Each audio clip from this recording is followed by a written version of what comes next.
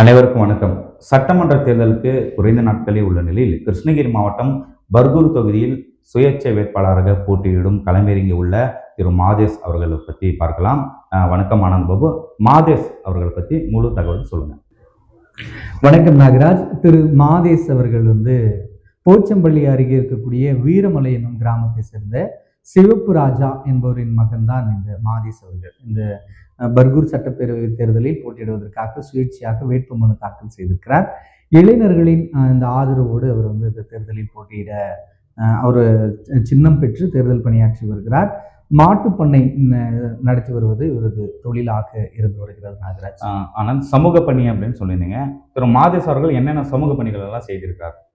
நாகராஜ், நாம் விசாரித்த வரையில் இவர் சமூக பணியாக பலருக்கும், அதாவது ஏழை மாணவர்களுக்கு படிக்க முடியாத நிலைமையில் இருக்கக்கூடியவர்கள், இவரால் முடிந்த உதவி, காலேஜ் ஃபீஸ், ஸ்கூல் ஃபீஸ் அப்படி கட்டுறதுக்கான உதவிகளை இவர் செய்திருக்கிறார். அரசு பள்ளிகளுக்கு தேவையான உபகரணங்களையும் இவர் பெற்று தந்திருக்கிறார். அதே போல பாதுகாப்பற்ற சூழ்நிலையாக இருக்கக்கூடிய இந்த அரசு பள்ளிகளுக்கு சுற்றுச்சுவர் காம்பவுண்டு கட்டுவதற்கான பணிகளையும் இவர் செய்து இளைஞர்கள் மத்தியில் இவர் நல்ல வரவேற்பை பெற்றிருக்கிறார். இதற்கு காரணம் என்னன்னா, இவர் இந்த தெரு எனப்படக்கூடிய இந்த எருதுவிடும் விழாக்களில் இவர் மாடுகளை வைத்துக்கொண்டு இவரது மாடுகள் நல்ல பரிசு பெற்று வருவதால் இவருக்கு அந்த பகுதியில் அந்த மாடு பிடி வீரர்கள், எருதுவிடும் விழாக்களை நடத்துபவர்கள் உள்ளிட்டோர் மத்தியில் இவரது காலை புகழ் பெற்றது என்பதால் இவரும் அந்த பர்கூர், அந்த அருகே இருக்கக்கூடிய ஊத்தங்கரை, கிருஷ்ணகிரி இந்த உள்ளிட்ட இந்த பகுதிகள் எல்லாமே இந்த வீரமலை கிராமத்தை சேர்ந்த மாதேஷ் என்றால் அனைவரும் அறியக்கூடிய அளவிற்கு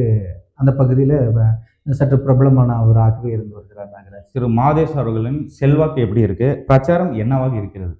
இவர் சட்டமன்ற தேர்தலில் போட்டியிடுவதற்காக வேட்புமனு தாக்கல் செய்து பரிசீலனை முடிந்த பிறகு இவருக்கு சின்னம் ஒதுக்குவதிலேயே நீண்ட இழுபறி தான் இருந்தது. பல்வேறு கட்ட பிரச்சனைகளுக்கு பிறகாக அவருக்கு மைக் சின்னம், ஒளி வாங்கி அந்த சின்னம் ஒதுக்கப்பட்டிருக்கிறது. கடந்த தேர்தலில் சீமானவர்களுக்கு ஒதுக்கப்பட்டிருந்த அந்த மைக் சின்னம் தற்போது இவருக்கு இந்த பர்கூர் தொகுதியில் ஒதுக்கப்பட்டிருக்கிறது.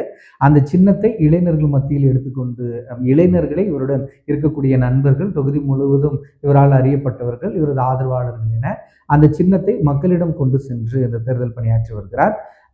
வீரமலை மாதேஷ் அப்படின்னா எல்லாருக்கும் தெரியும் அப்படின்றதுனால இவருடைய சின்னத்தையும் இவர் கொண்டு போய் சேர்க்கிறார்கள்.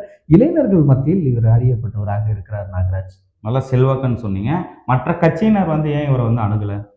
நாகராஜ், இவர் சுயேட்சையாக போட்டியிடுகிறார் அப்படின்ற தகவல் தெரிஞ்சதுமே அதிமுக, திமுக உள்ளிட்ட கட்சிகள் எல்லாமே இவர் அணுகியிருக்கிறதா சொல்றாங்க. அதாவது எங்க கட்சிக்கு உங்களுக்கான ஆதரவு கொடுங்க, உங்களுக்கான தேவைகளை நாங்கள் செஞ்சு தரோம் அப்படின்னு சொல்லி இரண்டு கட்சிகளும் பேசியதாக தெரிகிறது. ஆனாலும் இவர் அதெல்லாம் உடன்பாடு இல்லாமல் இந்த முறையை சுயேட்சையாக இவரை பரிசோதித்துக் கொள்வதற்காகவும் இவர்கள் இளைஞர்கள் சார்பில் அனைவராலும் முடிவெடுக்கப்பட்டு இவர் இந்த தேர்தலை முதன்முறையாக சந்திக்கிறார்.